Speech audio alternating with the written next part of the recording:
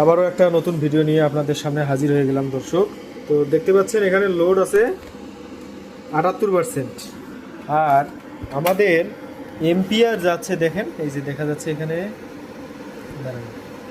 এই দেখেন 79.5, মানে মোটামুটি 80 এম্পিয়ার। এই দেখেন 80 এম্পিয়ার যাচ্ছে ব্যাটারি থেকে। আসলে এটা ঠিক কিনা সেটাও দেখা দেই।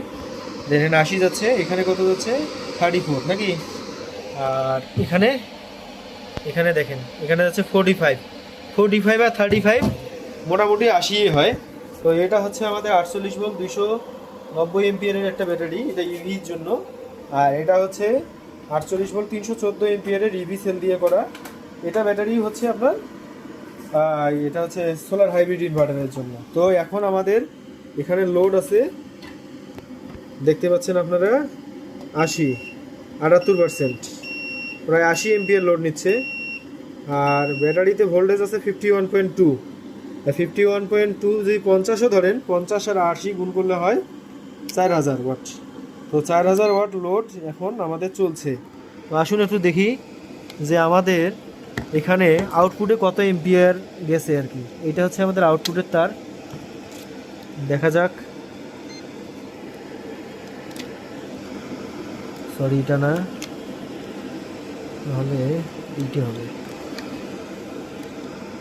দেখেন এই যে আউটপুটের আমি তারে ধরছি, এই দেখেন 19.33 এম্পিয়ার, মানে আপনার 19 এম্পিয়ার 19.2 এম্পিয়ার যদি আমরা 230 দিয়ে গুণ করি, প্রায় 4000 ওয়াটই পাবো।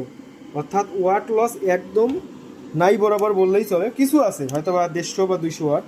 তো এটা হচ্ছে টেকফাইনের লো ফ্রিকোয়েন্সি, এই যে সোলার হাইব্রিড ইনভার্টার, এর ভিতরে মস্ত বড় একটা ট্রান্সফরমার আছে।